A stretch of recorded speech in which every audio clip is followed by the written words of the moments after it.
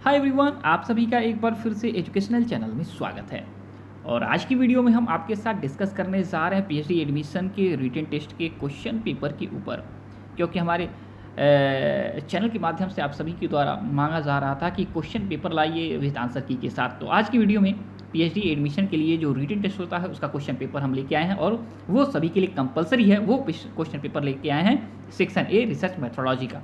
आप सभी को पता होगा पीएचडी के एडमिशन का जो प्रक्रिया चलती है उसमें रिटन टेस्ट एंड आपका इंटरव्यू, ये दो देखा जाए एरिया आप सभी को फेस करना पड़ता है। और रिटन टेस्ट में जो लोग क्वालिफाई करते हैं वो लोग इंटरव्यू राउंड में जाते हैं, और फिर देखा जाए तो आपका एकेडमिक जो रिकॉर्ड होता है and written test and interview का पूरा आपका नंबर जोड़ा जाता है, फिर मेरिट तैयार किया जाता है, और इसके आधार पे देखा जाए तो आपको एडमिशन मिलता है। तो रिटन टेस्ट जो होता है उसमें आपसे पूछा जाता है रिसर्च मेथोडोलॉजी से क्वेश्चन, यानी क्वेश्चन जो पेपर नंबर 1 होता है वो सभी के लिए कॉमन होता है, सभी के लिए कंपलसरी होता है, और रिसर्च मेथोडोलॉजी से पेपर 1 में क्वेश्चन पूछे जाते हैं। यानी कि रिटन टेस्ट में 2 क्वेश्चन पेपर होते हैं, पेपर 1 एंड पेपर 2। पेपर 1 है आपका रिसर्च मेथोडोलॉजी एंड पेपर 2 है आपका पीजी का स्पेसिफिक सब्जेक्ट्स। तो पीजी का स्पेसिफिक सब्जेक्ट जो है यानी कि इलेक्टिव पेपर है, paper number 2, and paper number 1 जो है ये कंपलसरी है। तो पेपर नंबर 1 आज की वीडियो हम लेके आए हैं, जिससे कि आपको अनुभव होगा कि किस प्रकार से क्वेश्चन इसमें पूछा जाता है, और आपकी रिसर्च मेथोडोलॉजी का देखा जाए एरिया इससे और भी स्ट्रांग होगा। देखिए कहा गया है section a research methodology, and यहाँ पे ऑब्जेक्टिव टाइप के क्वेश्चन हैं, और बहुत ही रेयर यूनिवर्सिटी हैं इंडिया में जहाँ पे सब्जेक्टिव टाइप के क्वेश्चन पूछे जाते हैं, नहीं तो सभी यूनिवर्सिटियों में देखा जाए ऑब्जेक्टिव टाइप के ही क्वेश्चन पूछे जाते हैं रिसर्च मेथोडोलॉजी से एंड आपके स्पेसिफिक सब्जेक्ट से। क्वेश्चन नंबर 1 देखा जाए तो दिया गया है यहाँ पे आपके क्वेश्चन पेपर में कि a blue print of research work is called, यानी शोध कार्य का ब्लू प्रिंट किसे कहा जाता है या कहा जाता है। A research problem, B research design, C research tool, and आपका डी है रिसर्च मेथड। तो यहाँ पे आंसर होगा B research design. Second question है cyber bullying at work is growing threat to employ job satisfaction. Researcher want to find out why people do this and how they feel about it. The primary purpose of the study is option 1 जो है description, second है आपका prediction, सी है आपका exploration, D है explanation. Correct question यहाँ पे जो है वो है आपका ऑप्शन सी यानी कि एक्सप्लोरेशन। नंबर 3 क्वेश्चन जो है कह रहा है adopting ethical principle in research means. कहा गया है कि शोध में नैतिक सिद्धांतों को अपनाने का क्या अर्थ है। ए है आपका avoiding harm of to participants, second है आपका the researcher in anonymous, C है आपका deception is only used when, and D है selection informants give their consent. तो यहाँ पे जो आपका क्वेश्चन कह रहा है कि किसी शोध में नैतिक सिद्धांतों को अपनाने का क्या अर्थ है, तो करेक्ट आंसर है avoiding harm to participants. Okay, यानी जो आपके शोध से जुड़े हुए पार्टिसिपेंट्स हैं उनको देखा जाए तो हार्म से बचाना। ठीक है, अब नंबर 4 क्वेश्चन कह रहा है research conduct to find solution for an immediate problem is called. किसी तात्कालीन समस्या का समाधान खोजने के लिए किए जाने वाला जो शोध है वो कौन सा है। नंबर 1 है फंडामेंटल रिसर्च, बी है आपका एनालिटिक रिसर्च, एंड सी है सर्वे, एंड डी है आपका एक्शन। तो here is correct question action research. Okay, अगले क्वेश्चन पे चलते हैं। क्वेश्चन नंबर आपका 5 है, एंड क्वेश्चन है कि research conduct in classroom like atmosphere is called. ठीक है, क्वेश्चन कहा जा रहा है कि कक्ष जैसा वातावरण में किए जाने वाले शोध को क्या कहा जाता है। Field study, survey, laboratory research या एम्पेरिकल रिसर्च। तो 5th का करेक्ट आंसर होगा option C research, number C laboratory research. Okay, 6th number के क्वेश्चन पे चलते हैं। क्वेश्चन है आपका कि is a way to systematically solve the research problem. कहा जा रहा है कि शोध समस्या को व्यवस्थित रूप से हल करने का तरीका जो है वो है कौन सा है। टेक्निक्स है, ऑपरेशंस है, रिसर्च मेथोडोलॉजी है, रिसर्च प्रोसेस है। तो करेक्ट आंसर जो है वो है आपका option number C, research methodology. Next question आपका, which of the following is criterion for a good research question. कहा जा रहा है कि निम्नलिखित में से कौन सा एक अच्छा शोध प्रश्न के लिए मानदंड है।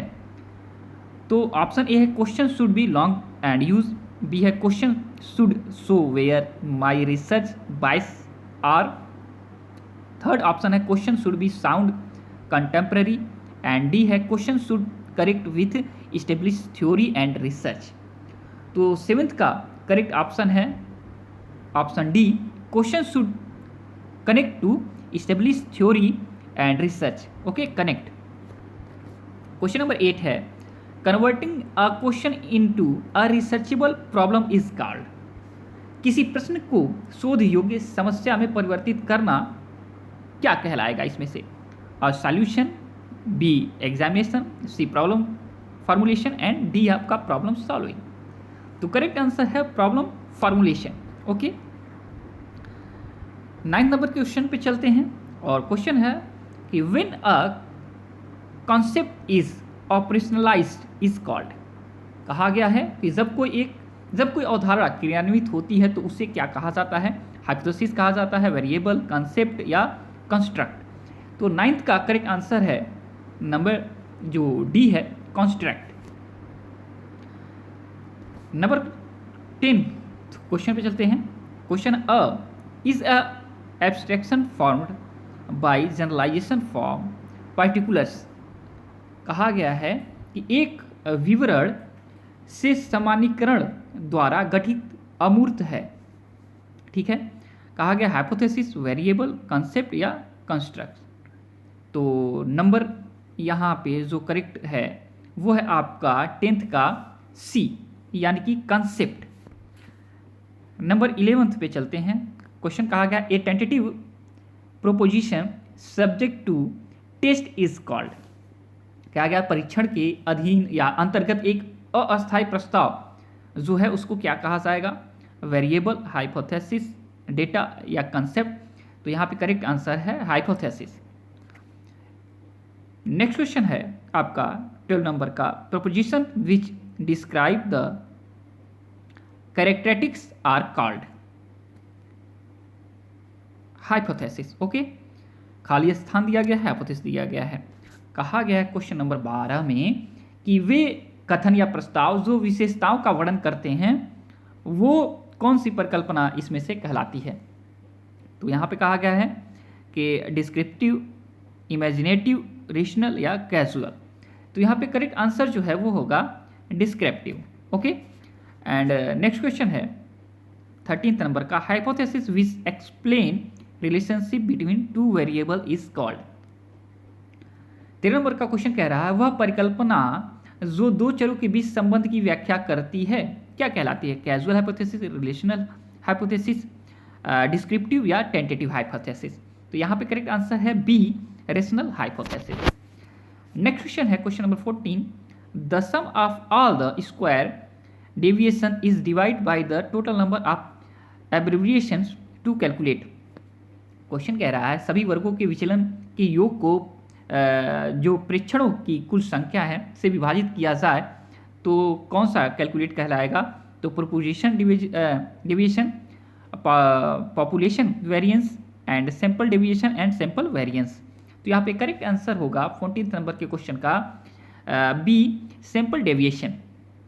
नंबर 15 क्वेश्चन कह रहा है the concrete observation event which represent the abstract concept और कंस्ट्रक्ट आर कॉल्ड। कहा जा रहा है कि ठोस अवलोकन योग्य घटनाएं जो अमूर्त अवधारणाओं या संरचनाओं का प्रतिनिधित्व करती है उसको क्या कहते हैं। Data, sample, variable and proposition. तो 15th नंबर का करेक्ट ऑप्शन है option number C variable. Okay, number 16 का क्वेश्चन जो है वो कह रहा है data related to geophysical characteristics are called. कहा गया है भूभौतिकी विशेषताओं से संबंधित डेटा को कहा जाता है। तो यहाँ पे करेक्ट आंसर है A territorial data. Okay, question number 17 है readymade and readily variable data is term as. कहा जा रहा है क्वेश्चन नंबर 17 में रेडीमेड या आसानी से उपलब्ध जो आंकड़े हैं या डेटा है कहा जाता है primary data, personal data, organizational data या सेकेंडरी डेटा। तो करेक्ट आंसर है यहाँ पे D secondary data. Okay, 18th number का क्वेश्चन कह रहा है plagiarism can be avoid by. ठीक है, कहा जा रहा है कि साहित्य चोरी को कैसे अवॉइड किया जा सकता है, कैसे साहित्य चोरी से बचा जा सकता है। तो यहाँ पे 4 ऑप्शन है, copying the work of other accurately, या बी है। तो करेक्ट आंसर यहाँ पे बात करते हैं 18th नंबर का, जो करेक्ट आंसर होगा वो होगा B cut and pasting from the internet.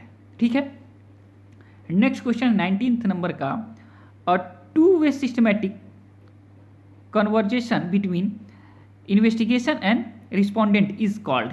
ठीक है, कहा जा रहा है एक जांचकर्ता और प्रतिवादी के बीच दो तरफा व्यवस्थित बातचीत को क्या कहा जाता है, ऑब्जर्वेशन, शेड्यूल, इंटरव्यू या सिमुलेशन।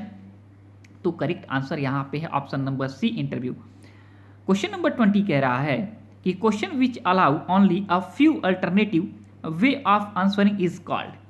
वे प्रश्न जो उत्तर देने के केवल कुछ वैकल्पिक तरीकों की अनुमति देते हैं क्या कहलाते हैं, open ended question, unstructured question, unstructured question, structure question and dichotomous question. तो यहाँ पे 20 नंबर के क्वेश्चन का करेक्ट आंसर होगा यहाँ पे सी स्ट्रक्चर्ड क्वेश्चन, यानी जो पहले से व्यवस्थित आपका प्रश्न है वो आपका करता है, कुछ वैकल्पिक तरीकों की अनुमति देता है।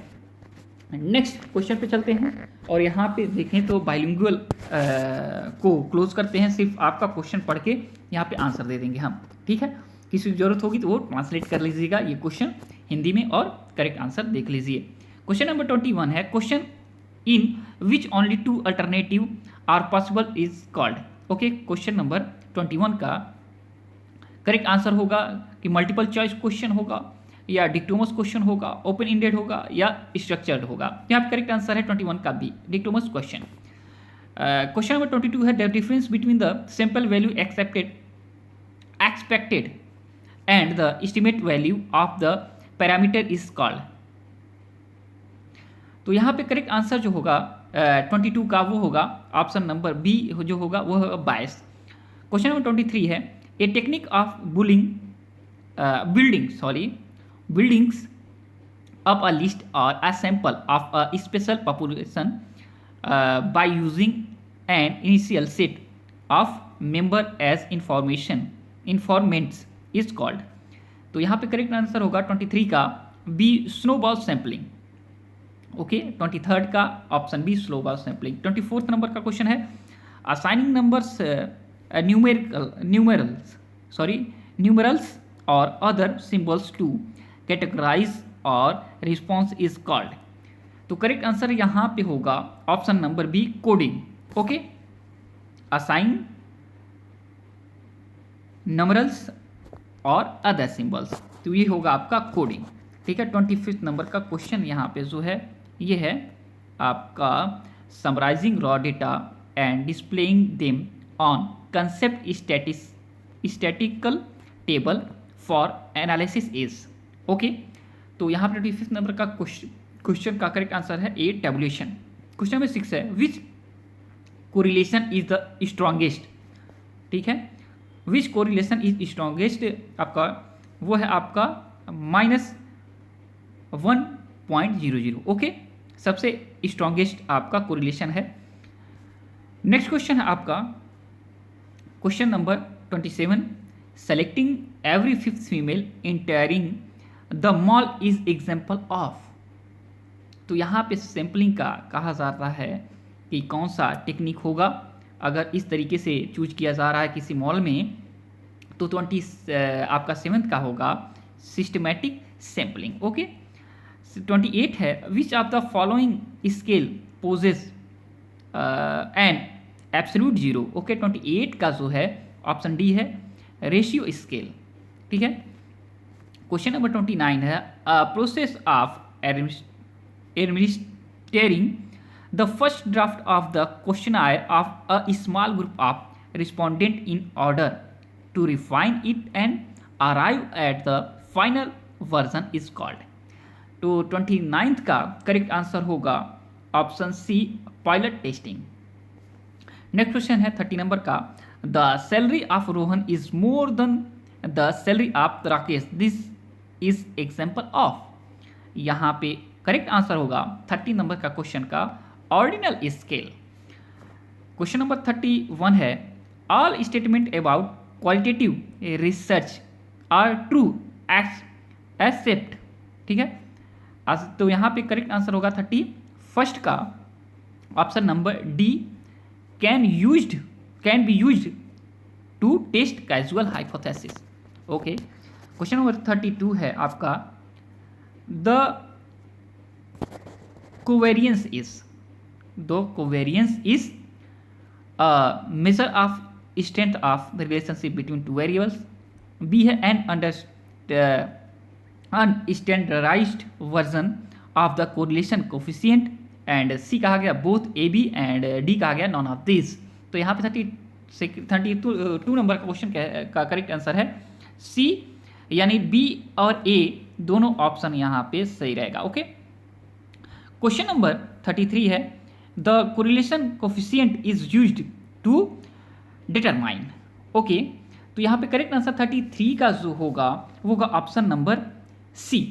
ऑप्शन नंबर सी जो होगा the strength of the relationship between the X and Y variable. 34th number question है what the purpose of simple linear regression. तो 34th नंबर का करेक्ट जो ऑप्शन होगा वो होगा ऑप्शन नंबर ऑप्शन बी यहाँ पे करेक्ट होगा to predict score on a dependent variable from score on a single independent variable. Okay, 34th number का क्वेश्चन हो गया। 31st नंबर का क्वेश्चन देखिए कहा survey research is cross sectional and as result is result it is. Okay, correct answer यहाँ पे होगा a low in the internal validity but high in replicability. Okay, तो यहाँ पे रिप्लिकेबिलिटी ओके करेक्ट आंसर होगा। अब क्वेश्चन नंबर 36 पे चलते हैं which of the following graphs should be use to analyze whether incidence rate number of infected patient per 1000 of COVID-19 has come down in Gujarat over the last 30 week। Correct answer होगा 36 का आपका कि C time आपका plot, time plot is correct answer. Question number 37 पे चलते हैं। कहा गया है according to recent Indian census report the means and median of annual household income of typical 3-member middle class householders where आपका तो इसका जो करेक्ट आंसर होगा उसको बताते रहे। 37 का जो करेक्ट आंसर है वो ऑप्शन है आपका बी लेफ्ट स्क्वीड। ठीक है, एनपीसी का ये देखा जाए क्वेश्चन है। क्वेश्चन नंबर 38 पे चलते हैं। क्वेश्चन है the report submitted when there time long between data collection and representation of results is called। 38 number का जो करेक्ट आंसर होगा क्वेश्चन का वो होगा आपका इंटरिम रिपोर्ट। क्वेश्चन नंबर 39 पे चलते हैं एंड 39 का क्वेश्चन जो है वो है आपका which on the following belongs the category of good research ethics. तो 39 का करेक्ट आंसर होगा B conducting a review of the literature that acknowledges the contributions of other people in the relevant field of relevant prior work।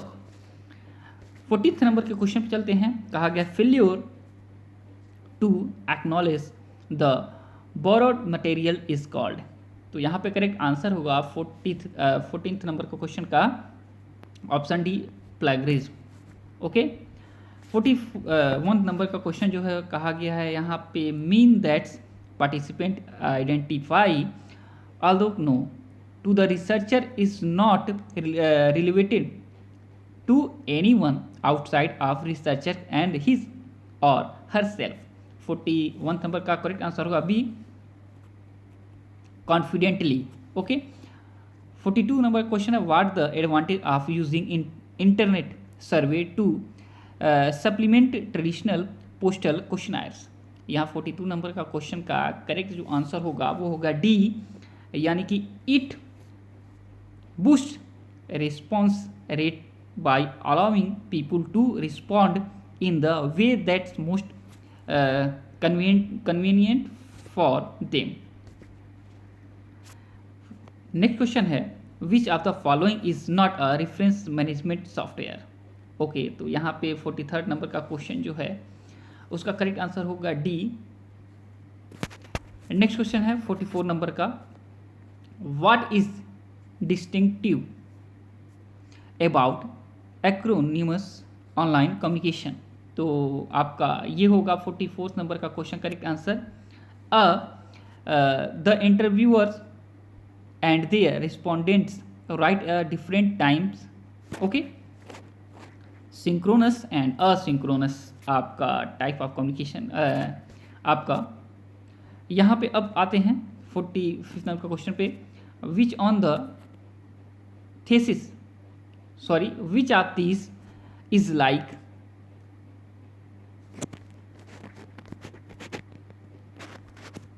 which one these is likely to be peer reviewed। Okay, 45th number का question का correct answer होगा C the journal of educational research. तो यहाँ पे कहा गया है arrange the following step of the research is correct sequence. तो यहाँ पे 46 नंबर का करेक्ट जो आंसर होगा वो होगा आपका ए, यानी कि आपका होगा नंबर 1, नंबर 2, नंबर 3, नंबर 4 और नंबर 5 और नंबर 6। ठीक है, तो 46 नंबर का बी होगा, बी 1 2 4 3 5 6 करेक्ट आंसर 1 2 4 5 6, ए नहीं, यहाँ पे बी होगा। 46 का यहाँ पे करेक्ट आंसर जो होगा वो होगा बी। नेक्स्ट क्वेश्चन चलते हैं 47 नंबर के when you cite internet resources in your research report you do not need find। तो यहाँ पे करेक्ट आंसर होगा 47 नंबर का C date of birth of author. यहाँ पे चलते हैं 48 नंबर क्वेश्चन पे which of the following is component of ethnographic research. तो 48 जो नंबर है इसका करेक्ट आंसर होगा D all of above. Okay, 49 number का क्वेश्चन है which of the following is indication of the quality of a research journal. तो यहाँ पे करेक्ट आंसर होगा 49 का A impact factor. Last question है which of the following should be included in research proposal. तो 5th number का question correct answer होगा see your choice of research methods and reasons for choosing them. Okay, तो यहाँ पे total 50 question हो गए। इससे जुड़ा कोई भी क्वेश्चन आपको पूछना पूछ सकते हैं। और आप सभी को जैसे ही हमें कोई भी क्वेश्चन पेपर मिलता है कहीं से भी कोशिश करेंगे वो आपके लिए लाएं, और इस तरीके से नहीं 4 से 10 क्वेश्चन को अच्छे तरीके से आपके साथ डिस्कस किया जाए, उसके बारे में थोड़ा सा देखा जाए कि हम आपके साथ और भी नॉलेज को शेयर करें, जिससे कि आपका आने वाले एग्ज़ाम या और भी जो एरियाज़ हैं उसके लिए आप बेहतर तरीके से अपने को तैयार कर सकें। ओके, तो आज की वीडियो में इतना ही। से कोई भी क्वेश्चन पूछ सकते हैं, और जब तक नेक्स्ट वीडियो नेक्स्ट अपडेट नहीं लाते। Thanks for watching educational channel, और आप सभी का दिन बहुत बहुत शुभ।